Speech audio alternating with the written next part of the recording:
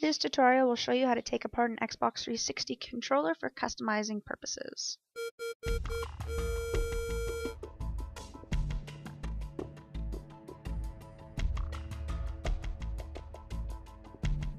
A torque security screwdriver,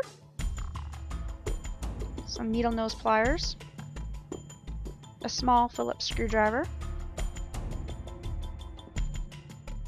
bowl or baggie for parts, an anti-static wrist strap, some type of anti-static workspace surface. You want to take your controller, and the first thing you're going to want to do is remove the battery from it so you have no power. Second of all, you will notice that there are 6 visible screws that you're going to want to remove, and there's one hidden one that will be underneath of a sticker. You will need to remove that before you can start removing all of the screws. You're obviously voiding the warranty, but you're kind of ripping it apart anyway. You're voiding the warranty here.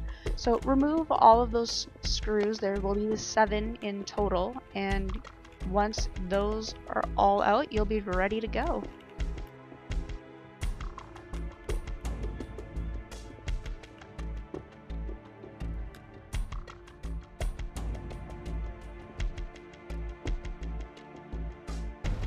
Once you have all your screws out, the back of the controller will just pop off.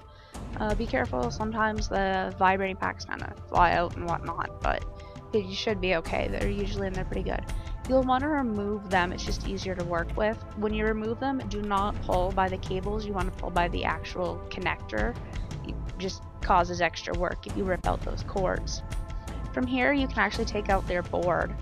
You do not want to touch the board itself. You don't want to get fingerprints or oil or anything on it, so try not to touch it carefully. Just take out the board. They're not in there that tightly, but it will take a little bit of force to pull, but you won't break anything. An analog stick might come off, but that's okay. They're not actually really on there that tight, as you'll see later on in the tutorial. The controller itself, there's the connector pads. Just remove them. They're not attached in any way or anything. They're what actually makes contact when you push the buttons onto the board.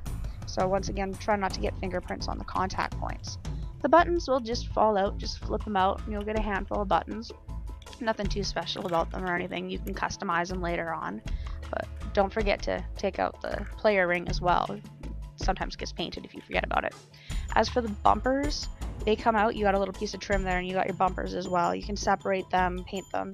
The sync button is a little bit trickier. If you're gonna paint the shell of it, sometimes it can get mucked up, so be careful with it. The trim on the bottom, it also just pops off. It's not attached by anything. The D-pad, on the other hand, is the hardest part probably, I'd say, just because it's screwed in and clamped in. But all you want to do is there's going to be 2 small Phillips in there. Just remove them. Make sure you don't strip them. They're quite easy to strip. That's going to cause you a lot of problems if you do that. So remove the screws. Once you get them removed, though, you'll notice that there's still a clamp holding it in. So take your needle nose pliers and just pinch them together, and it will release. You'll have to do a little bit of pulling and prying on it though, just to actually get it out, but it doesn't take too much and your D-pad will just pop off. So there, your D-pad's off, your shell is completely empty. Triggers, well, analog stick, like I said, they just kind of pop off. You can change them, whatever. Triggers, these ones, people seem to have problems with them trying to get them off. Easiest way I've found is just, there's a leg on them, just kind of push on the leg and pull. It will take a little bit of force here. Once again, don't try to get fingerprints or anything on the board, but just pop them and they will pop out of place. And then for getting the actual trigger out, there's going to be 2 little tabs on either side of the trigger. Separate them and the trigger will just pop out of place. There's going to be a spring inside of the trigger. Don't poke yourself in the eye with it or anything, it can fling out. And take off the trigger and there, done, simple enough. Go to the other side, same thing, remove the trigger, don't hit yourself in the eye. At this point, you have taken off every component on your board, every part on the shell. You have just a blank board. You can order custom parts, you can replace them, you can paint them, you can do pretty much anything at this point. You can do electrical work on the board. This is the basics for modding your controller and customizing it. Putting it back together is pretty much the exact same as taking it apart, just reversed.